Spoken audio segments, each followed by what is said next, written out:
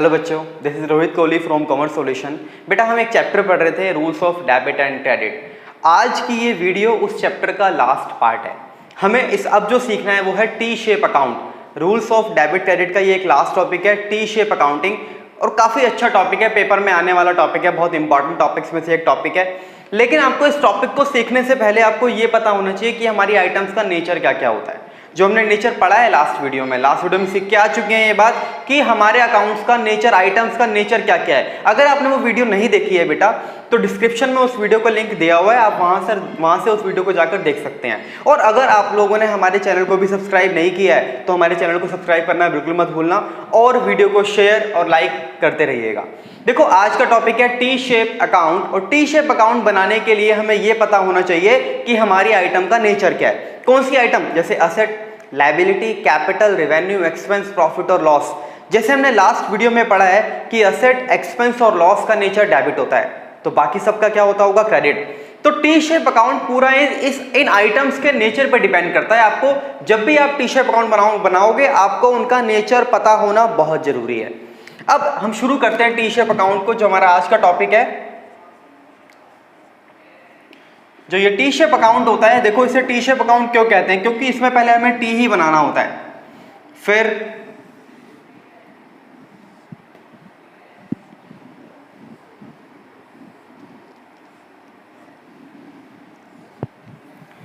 देखो ये जो पहला कॉलम हमने लिखा है यहां पर या तो डेट, और डेट नहीं है तो सीरियल नंबर, फिर पर्टिकुलर्स, अमाउंट। ये साइड बेटा हमारी होती है डेबिट साइड, इसको बोलते हैं डेबिट साइड। और फिर डेट नहीं है तो सीरियल नंबर, उसके बाद पर्टिकुलर्स, अमाउंट। ये साइड होती है हमारी क्रेडिट साइड। अब जिसका भी हमें टी शेप अकाउंट बनाना होगा उसका ऊपर हम नाम लिख देंगे।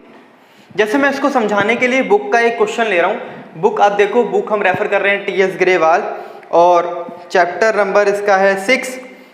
क्वेश्चन नंबर देखो आप लोग 8, क्वेश्चन नंबर 8, जिसमें हमें बनाने के लिए कह रहा है open a T shape account, 7, open a T shape account for machinery and put the following transaction on the proper side. कह रहा है बनाओ टी शेप अकाउंट और किस प्रॉपर साइड में वो एंट्री जाएगी उसे वहां रिकॉर्ड करो, डेबिट में जाएगी, क्रेडिट में। अगर मशीनरी का अकाउंट बनाना है तो ऊपर लिखेंगे मशीनरी अकाउंट, जिसका अकाउंट हमें बनाना है उसका नाम ऊपर लिखा जाएगा। तो मशीनरी का बनाना था, हमने मशीनरी का नाम लिख दिया मशीनरी अकाउंट। अब हमें यह देखना होगा कि मशीनरी हमारी क्या होती है। बेटा मशीनरी होती है असेट्स, और असेट्स का नेचर क्या होता है, डेबिट। इसका मतलब यह कि मशीनरी जब भी बढ़ेगी ना मैं उसे डेबिट करूंगा, और जब भी मशीनरी घटेगी उसे क्या करूंगा, क्रेडिट। तो जब भी मशीनरी बढ़ेगी डेबिट करेंगे, जब भी घटेगी क्रेडिट करेंगे। और कब कब मशीनरी बढ़ सकती है, मशीनरी के बढ़ने के बस एक ही चांस है, क्या, मशीनरी को खरीदना। जब भी मशीनरी परचेज करेंगे मशीनरी बढ़ेगी। घटेगी कब, जब मशीनरी को सेल करोगे, या मशीनरी खराब हो जाएगी, या फिर मशीनरी की वैल्यू में कमी हो जाएगी। ये रीजन होते हैं मशीनरी की वैल्यू घटने के। और जब भी घटेगी क्रेडिट होगी, और जब भी बढ़ेगी डेबिट। क्वेश्चन से समझते हैं इसको। क्वेश्चन नंबर 7, एंट्री नंबर 1 लिखा है मशीनरी परचेज ₹40,000। हमने मशीन खरीदी 40,000 रुपए की। अच्छा, अगर मशीन 40,000 ही खरीदूंगा तो मशीन बढ़ेगी या घटेगी, खरीदने पे तो बढ़ेगी, और बढ़ेगी तो क्या करूंगा, इस अकाउंट को डेबिट करूंगा। ये फर्स्ट एंट्री है हमारी। ये लिखा मैंने serial number 1 to bank account, और 40,000 रुपीज डेबिट कर दिया। देखो डेबिट क्यों किया, क्योंकि मशीनरी बढ़ रही है। टू बैंक क्यों लिखा, क्योंकि मशीनरी खरीदते हुए पेमेंट कहां से करेंगे हम, बैंक से। और जब भी टी शेप अकाउंट में कुछ डेबिट किया जाता है आगे टू लगाया जाएगा। जब भी हम टी शेप अकाउंट के अंदर कुछ डेबिट करेंगे आगे क्या लगाएंगे, टू। बैंक का नाम क्यों लिखा, क्योंकि पेमेंट कहां से हुई है, बैंक से। अब आप एक बात और समझो कि जिसका अकाउंट हम बना रहे होते हैं ना, कभी भी उस अकाउंट के अंदर उसका नाम नहीं आता। जैसे मशीनरी का हम अकाउंट बना रहे हैं तो मशीनरी अकाउंट के अंदर कभी भी किसी भी सिचुएशन में मशीनरी का नाम नहीं आएगा, हमेशा दूसरे वाले का आएगा। जिसका, जैसे मैंने कहा मशीनरी खरीदी तो हम ये देखेंगे कि पैसे कहां से दिए, बैंक से, तो नाम किसका लिखा है, बैंक का। दूसरी एंट्री पढ़ो, इसकी लिखा है मशीनरी सोल्ड, मशीनरी बेच दी, कितने की, 10,000। तो मशीनरी बढ़ेगी घटेगी, घटेगी बेचेंगे तो किधर लिखेंगे, क्रेडिट में लिखेंगे। 10,000 की मशीनरी सेल हो गई, ये हमारी सेकेंड एंट्री थी। और पैसे कहां जाएंगे, बैंक में, लिखेंगे बाय बैंक अकाउंट। ये हमारी मशीनरी की सेल है, क्रेडिट करा क्योंकि मशीनरी की वैल्यू घट गई। थर्ड पॉइंट, मशीनरी फिर से खरीदी 8,000 की, ये हमारा थर्ड पॉइंट। लिखेंगे टू बैंक अकाउंट, कितने की मशीन खरीदी, 8,000 रुपीज की। फिर मशीनरी डिस्कार्डेड, मशीनरी खराब हो गई जिसको हमने सेल कर दिया 14,000 रुपीज़ का। भाई सेल करूंगा तो वैल्यू घटेगी ना यार। फिर से लिखूंगा बाय बैंक अकाउंट, कितने की मशीन सेल की है 14,000।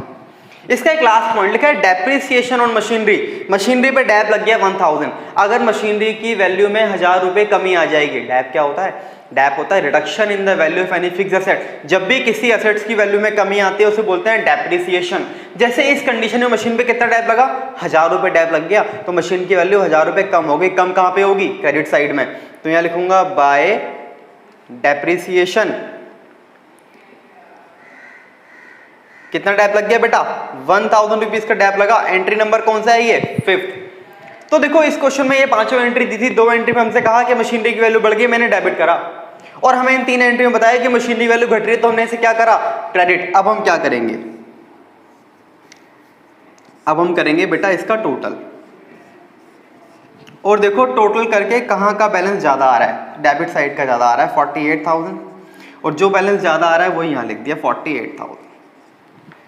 हमारे पास इसका मतलब 48,000 रुपये की मशीन है, और हमारे पास से कितनी मशीनरी की वैल्यू कम हो चुकी है 25,000 रुपये की।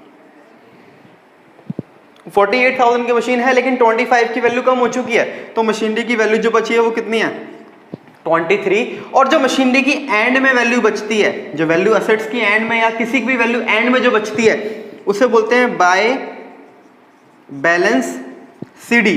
सीडी मतलब होता है कैरेट डाउन। ये हमारा मशीनरी का at the end of the year या at the end of the month का क्लोजिंग बैलेंस है।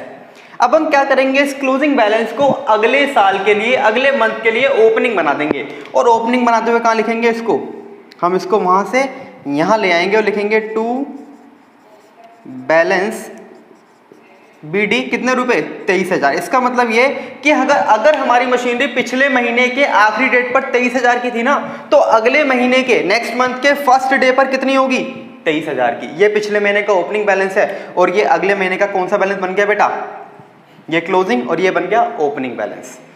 ये था हमारा मशीनरी अकाउंट, जो हमारी ये असेट थी, तो हमने असेट के नेचर के हिसाब से किया, बढ़ेगा तो डेबिट, घटेगा तो क्रेडिट। अब हम दूसरा क्वेश्चन पिक करते हैं, उसे देखते हैं कि वो कैसे होगा। आप लोग इसका स्क्रीनशॉट लो, अगला क्वेश्चन स्टार्ट करते हैं। हाँ जी बेटा हमारा जो अब का टॉपिक है, जो नेक्स्ट हमारा क्वेश्चन है वो है क्वेश्चन नंबर 9, जिसमें हमें जो टी शेप अकाउंट बनाना है वो बनाना है क्रेडिटर का, और क्रेडिटर हमारी क्या होती है, लायबिलिटी होती है। और आपको ये पता है कि लायबिलिटी कब बढ़ती है, क्रेडिट करने से, घटती कब है, डेबिट करने से। देखो असेट बढ़ती थी डेबिट से, पर लायबिलिटी किससे बढ़ती है, क्रेडिट से। तो जब भी लायबिलिटी बढ़ेगी इस बार हम इसको क्रेडिट करेंगे, और जब भी घटेगी हम क्या करेंगे, डेबिट। क्वेश्चन नंबर 9 पढ़ना शुरू करते हैं। लिखा है open a T shape account of creditor, creditor का नाम है Rakesh, and right the following transaction on the proper side. पहला लिखा है goods purchase from Rakesh on credit, ये हमारा क्रेडिटर अकाउंट है राकेश का।